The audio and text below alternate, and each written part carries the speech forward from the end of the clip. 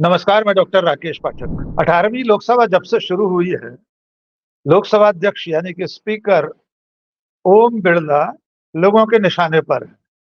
न केवल लोकसभा के भीतर, बल्कि सड़कों पर से लेकर सोशल मीडिया तक, हर तरफ उनकी भूमिका को लेकर सवाल पूछे जा रहे हैं।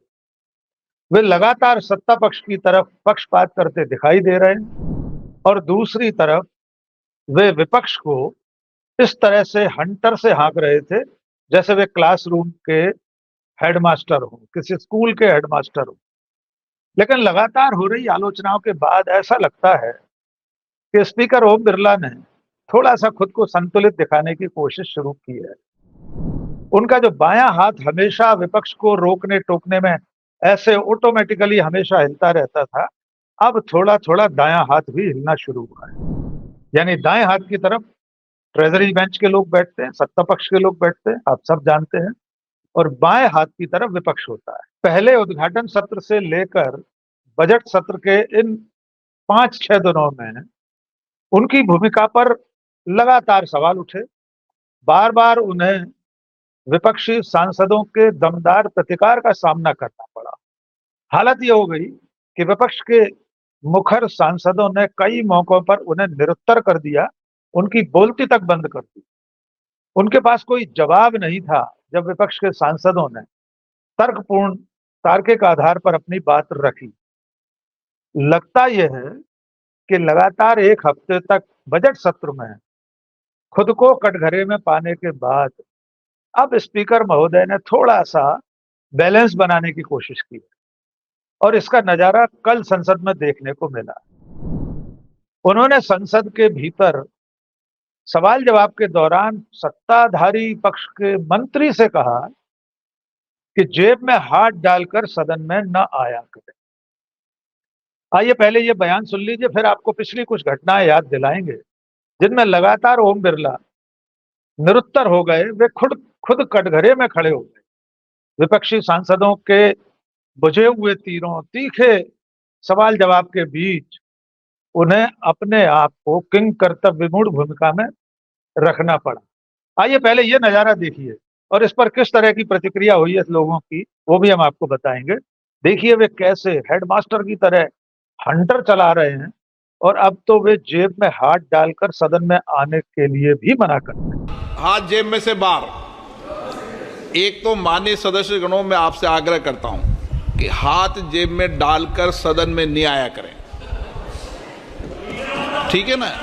दूसरा आग्रह करना चाहता हूं, जब कोई माननीय सदस्य बोलता है, आप जो माननीय सदस्य प्लीज, क्यों बोल रहे हो आप मंत्री जी बीच में? क्या पूछना चाहते हो बताओ, क्या पूछना चाहते हो आप? क्या हाथ में जेब में डालने के अलाउ करोगे आप? नहीं, आप आपसे नहीं पूछा मैंने। दूसरा, जब कोई माननीय सदस्य बोल रहा हो तो कोई भी माननीय सदस्य उस माननीय सदस्य को क्रॉस करके सामने नहीं बैठे, पीछे की जाके बैठ जाए। इस तरह से स्पीकर महोदय एकदम ड्रेस कोड, बॉडी लैंग्वेज, अब सब चीजों को अनुशासित करने की भूमिका में आते हुए लग रहे हैं। ये बहुत दिनों बाद पहला मौका आया है जब उन्होंने सत्ता पक्ष के किसी व्यक्ति को और उसमें भी मंत्री को ये कहा है कि सदन के भीतर जेब में हाथ डालकर ना आया करें। यहां तक कि वे ये भी कह रहे हैं कि जब कोई माननीय सदस्य बोल रहा हो तो उसके सामने से ना निकला करें, पीछे बैठ जाए। ये भूमिका उनकी बदली हुई लग रही है, लेकिन जिस तरह से वे स्कूल के हेडमास्टर की तरह अब हंटर चला रहे हैं, जिस तरह अंकुश लगा रहे हैं सदन में, उसको लेकर भी सोशल मीडिया पर तीखी प्रतिक्रिया हुई है। सुप्रसिद्ध लेखिका सुजाता ने सोशल मीडिया पर लिखा है, तो आगे चलकर माननीय महिला सदस्यों को 2 चोटी बनाकर सदन में आना पड़ेगा। यानी माननीय महिला सदस्य 2 चोटी बनाएंगी। इसी तरह से और बहुत सारे लोगों ने प्रतिक्रिया की है कि सदन में ये बहुत साधारण सी चीजें हैं कि अगर कोई व्यक्ति बातचीत के दरमियान जेब में हाथ डाले तो उससे सदन की गरिमा कहीं भी भंग नहीं हो रही। लेकिन लगता ऐसा है कि स्पीकर महोदय लगातार अपनी शीशा लेदर से घबरा गए हैं, इसलिए थोड़ा-सा बैलेंस करने की कोशिश करते हुए अब सत्ता पक्ष के लोगों को भी रोकने-टोकने लगे हैं। आइए आपको पिछले दिनों की 1-2 घटनाएं और याद दिलाएं। कोलकाता से सांसद हैं अभिजीत गंगोपाध्याय भारतीय जनता पार्टी से सांसद हैं। अभी लोकसभा चुनाव से पहले 5 मार्च को उन्होंने हाई कोर्ट जज की नौकरी छोड़ी थी। जी हाँ, पश्चिम बंगाल हाई कोर्ट में जज थे वो। और 2 दिन बाद भारतीय जनता पार्टी ज्वाइन की। बीजेपी ने उन्हें टिकट दिया। तमलुक सीट है कलकत्ता की, पश्चिम बंगाल की, और वहां से वे जीतकर लोकसभा में पहुंचे। वे बजट पर अपनी बात रख रहे थे।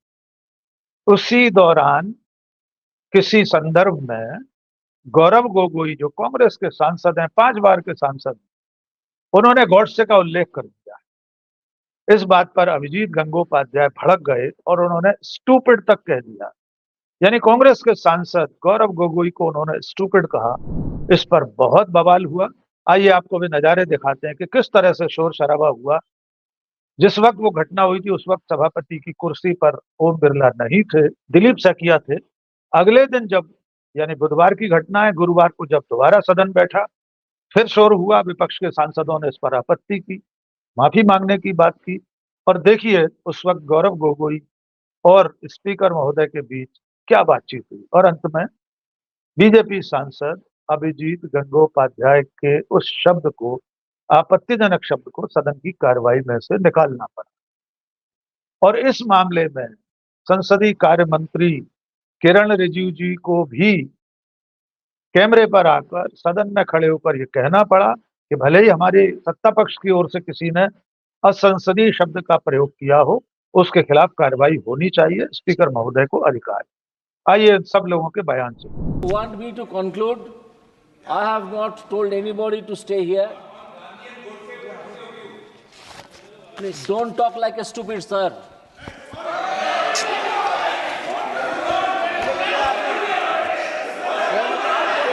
Please. You neither know. क्या बोला शब्द बताओ आप तो। आप मार्शल से पूछिए, क्या बोला आप आप बताओ मार्शल ना। से पूछिए, आप बताइए ना क्या बोला। आप मार्शल से पूछिए आप सर। बताइए ना क्या बोला ऐसा।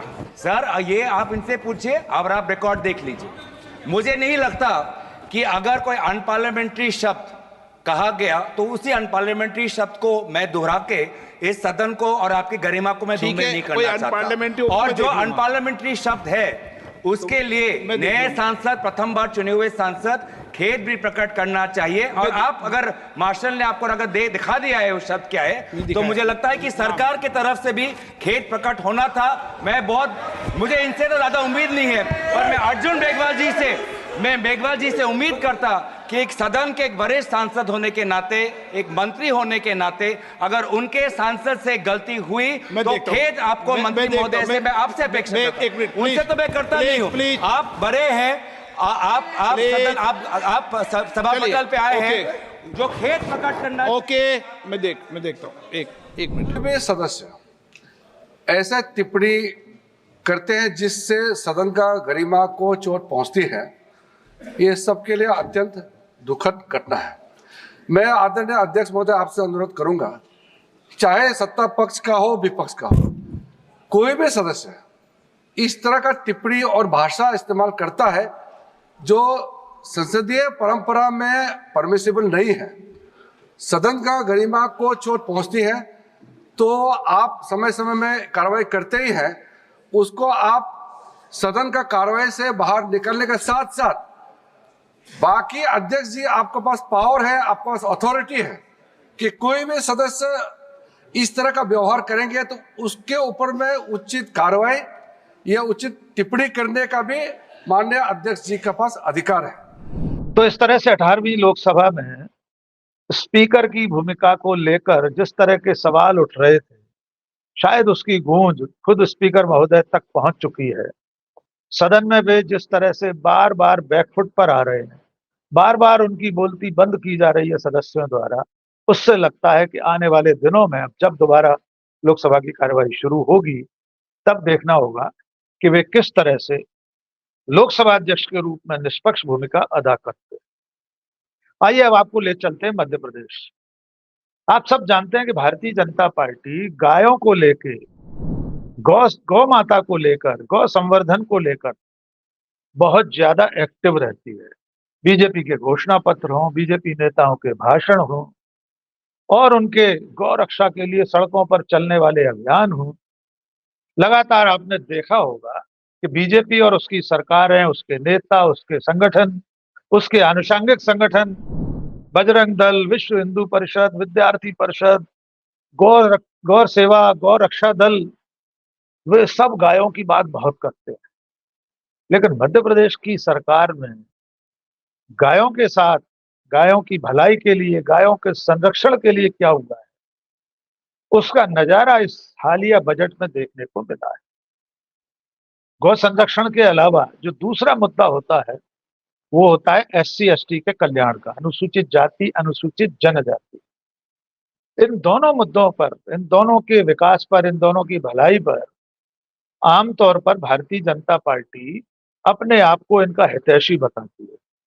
लेकिन इस बार इस बजट में जो SC ST का बजट था, SC ST के हक का जो बजट था, वो गौ संवर्धन के लिए दे दिया गया। यानी वो मध्य प्रदेश जिसमें सबसे ज्यादा SC ST पर होने वाले अत्याचारों का आंकड़ा हर साल दर्ज किया जा रहा है। लगातार अनुसूचित जाति, जनजाति के लोगों पर अत्याचार हो रहा है, उनका विकास का क्रम रुका हुआ है, जैसे ठहरा हुआ है उनका विकास। और ऐसे में गायों की हिमायती बनने वाली भारतीय जनता पार्टी की सरकार ने SC ST का बजट छीन कर गौ संवर्धन के लिए दे दिया है। यानी जो बजट था उसमें 252 करोड़ रुपए के गौ संवर्धन के बजट में 96 करोड़ जो केंद्रीय सरकार से, केंद्रीय बजट से मिलता है राज्य को, उसमें से 96 करोड़ अनुसूचित जाति, जनजाति के हिस्से में से काट कर गायों के हिस्से में दे दिया है। यद्यपि अकेली गायों के लिए नहीं दिया गया, इसके साथ साथ जो मध्य प्रदेश के धार्मिक नगर हैं, छोटी छोटी धार्मिक नगरियां हैं, मंदिर हैं, उनके विकास में भी इसी SC ST कोटे का, यानी अनुसूचित जाति, जनजाति के हक का, उनके हिस्से का जो बजट है, उसे काटकर मंदिरों और धार्मिक नगरियों के विकास के लिए दे दिया गया है। लेकिन इस सब के बावजूद गायों की मध्य प्रदेश में क्या दशा है, उसके बारे में भी कुछ आंकड़े आप जानें। गायों के लिए कमलनाथ की सरकार से पहले प्रत्येक गाय को 1.5 रुपया मिलता था, यानी गाय के चारे के लिए 1.5 रुपए का आवंटन प्रतिदिन होता था। उसे बढ़ाकर कमलनाथ ने 20 रुपए कर दिया। मोहन यादव की सरकार ने उसे 40 रुपए कर दिया है। लेकिन इसके बावजूद मध्य प्रदेश में 1900 गौशालाएं हैं, जिनमें करीब 3,25,000 गाय हैं। इसके बावजूद, सरकार के इतने सारे प्रयासों के बावजूद 6 लाख आवारा पशु, जिसमें लाखों की संख्या गायों की है, सड़कों पर आवारा भटक रही। ऐसे नजारे आपको कहीं भी कभी भी देखने को मिल सकते हैं। जो प्रदेश के राजमार्ग हैं उनसे लेकर राष्ट्रीय राजमार्गों तक, नेशनल हाईवेज तक आपको गायें सड़कों पर भटकती भटकती दिख सकती हैं, क्योंकि 6 लाख आवारा पशु मध्य प्रदेश में सड़कों पर भटक रहे।